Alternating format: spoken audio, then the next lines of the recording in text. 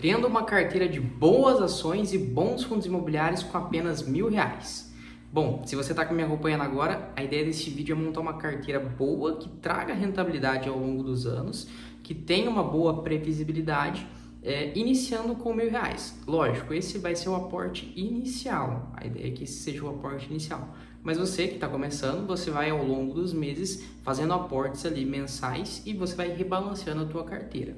Mas hoje, como que a gente faria uma boa carteira de fundos imobiliários em agosto de 2026? Bom, então vamos lá. Qual que seria a primeira ação que eu colocaria?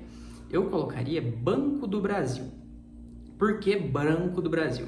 Primeiro, porque ele está num setor da economia muito bom, que é o de instituições financeiras, mas no momento, o Banco do Brasil está passando por um momento difícil. É uma empresa muito grande, é a primeira instituição financeira do Brasil, então tem 200 anos, já passou por várias crises, mas o Banco do Brasil, o principal meio de ganhar dinheiro dele é através do crédito, mais especificamente do crédito agro.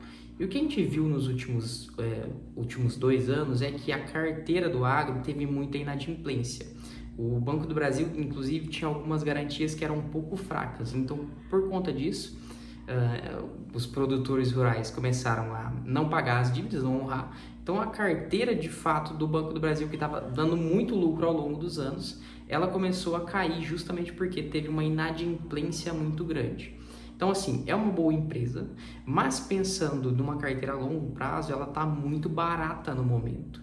Então, seria uma boa oportunidade visando essa recuperação. A gente sabe que é um banco muito grande, ele tem um índice de eficiência bom, ele cresce receitas, então não é uma empresa que está estagnada, mas especificamente essa questão da inadimplência e da provisão gera um lucro menor, ou seja, tendo um lucro menor, logicamente a ação ela cresce menos. Então, essa é a primeira ação da carteira, e nessa carteira a gente colocaria para ela R$ 200. E a segunda ação é Sabesp. Por que Sabesp? Primeiro, ela está em outro setor da economia, ela está no setor de saneamento básico, né? Água, basicamente, distribuição. Ou seja, ela não tem relação com o primeiro setor, que é de bancos, instituições financeiras. Então, indiferente se banco vai mal ou bem, não interfere diretamente na Sabesp. É uma empresa bastante conceituada, ela está em não sei se em todos, mas ela está em boa parte dos municípios de São Paulo. Então, ela tem uma questão de previsibilidade, porque basicamente o cliente não consegue ficar sem ela. Ela entrega muita receita, ela entrega também ROI, ela consegue repassar a inflação para os seus consumidores, né? Então, é uma empresa que ela tem uma boa entrega, ela tem uma boa capacidade ali, e ela estava esticada há pouco tempo atrás, ela estava mais cara, justamente, e agora ela deu uma descida, então pode ser uma oportunidade. Lógico, isso aconteceu com basicamente todas as ações, porque o Ibovespa ele teve um salto muito... Ibovespa, porque a gente fala a nossa Bolsa Brasileira. Teve um salto muito alto, chegou ali perto dos 200 mil pontos e já recuou para 170 mil pontos, ou seja, teve um decréscimo. E boa parte das empresas, elas seguem essa linha, ela foi para cima e agora ela já está recuperando, ela está reajustando, enfim. E a Sabesp não mudou isso aí, ela seguiu a mesma lógica. Então, é uma empresa consolidada, não tem relação com o primeiro setor, pode ser uma oportunidade. Lembrando, isso aqui não é recomendação, eu estou falando como que eu faria e daí você tira o que acha interessante para você. E terceira ação, aí já seria um pouco mais de risco. Por quê? Lembra que eu falei que Sabesp não tem nada a ver, não liga ali com instituição financeira? Na terceira ação, ela tem um pouco de ligação com a primeira do Banco do Brasil. Por quê? Também é outro banco, Marlon? Não. A terceira ação é Boa Safra. É uma ação menor, uma empresa bem menos conhecida, uma empresa bem mais arriscada, por assim dizer, mas ela lembra qual que é a maior carteira do Banco do Brasil de crédito? Agro, justamente. E Boa Safra vende o quê? Vende sementes, ela vende ali principalmente, se você ver o ticker dela é soja 3, né? Então já tá na cara. Mas ela tá investindo em outras culturas, milho, sorgo, enfim. Ou seja, ela tem uma capilaridade boa, se você pega dentro ali do RI, eles estão crescendo receita, só que o que acontece? Estruturalmente, o setor agrícola, do agronegócio, enfim, os produtores rurais, eles estão passando por uma fase um pouco mais complicada. Então a ideia de investir nessa empresa, e daí realmente aqui você vai ter um nível de risco um pouco maior, tanto que se você pega a cotação da Boa Safra, nos últimos tempos ela teve um decréscimo bem grande, ela estava ali negociando a 12, 13 reais, hoje ela está em 5, ou seja, metade do valor ele despendeu. É uma ação que ela tem mais volatilidade naturalmente, porque ela tem menos, enfim, a liquidez dela é um pouco diferente. Mas, crendo nessa volta do setor agro, da commodity, que hoje ela está subvalorizada, a commodity ela está em preços menores. Se você pega a saca ali da soja, ela está a 120, dependendo o local, né? 120, 125, 130, estourando em alguns locais específicos.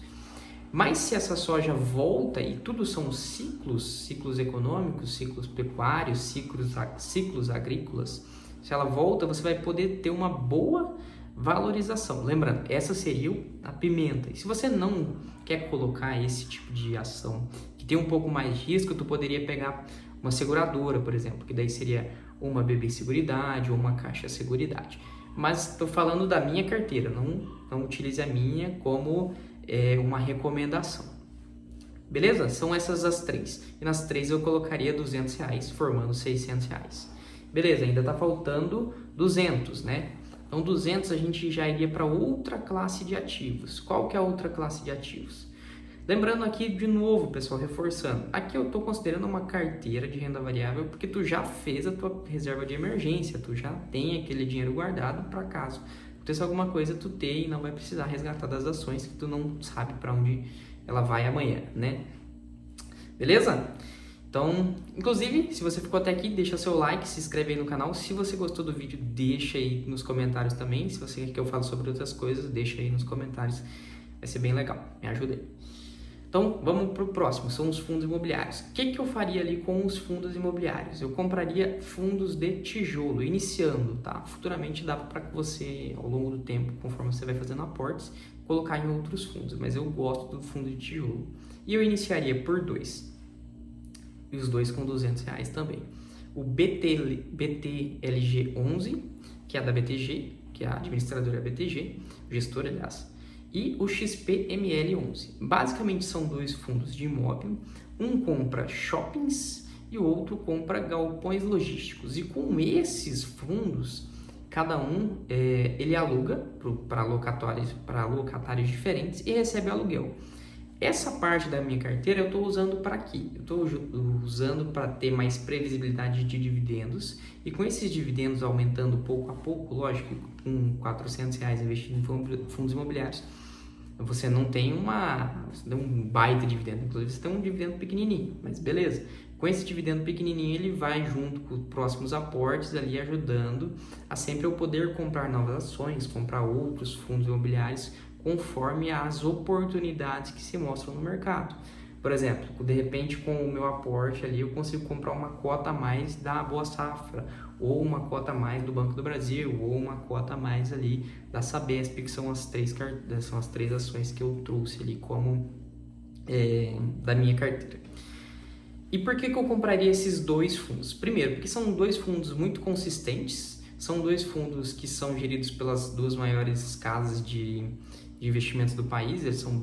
Esses dois fundos especificamente, eles são muito bem recomendados, são muito bem consolidados e eu gosto deles. Eu já olhei o relatório gerencial e eu gosto deles, mais até do BTLG11 do que do XPML, mas enfim, isso é gosto, né? Depende do perfil de investidor. E os dois no momento estão abaixo do PVP de 1, ou seja, eles estão abaixo do preço justo. Não é muito, mas é um pouquinho abaixo, é um leve desconto. Então faria sentido iniciar com esses dois bons fundos imobiliários. Beleza, galera? Então, fechando os R$1.000, seriam 3 ações, Sabesp, Banco do Brasil e Boa Safra, e 2 fundos imobiliários buscando dividendo e previsibilidade, XPML e BTLG11. Se você gostou do vídeo, se inscreve no canal, deixa seu like e até a próxima. Valeu!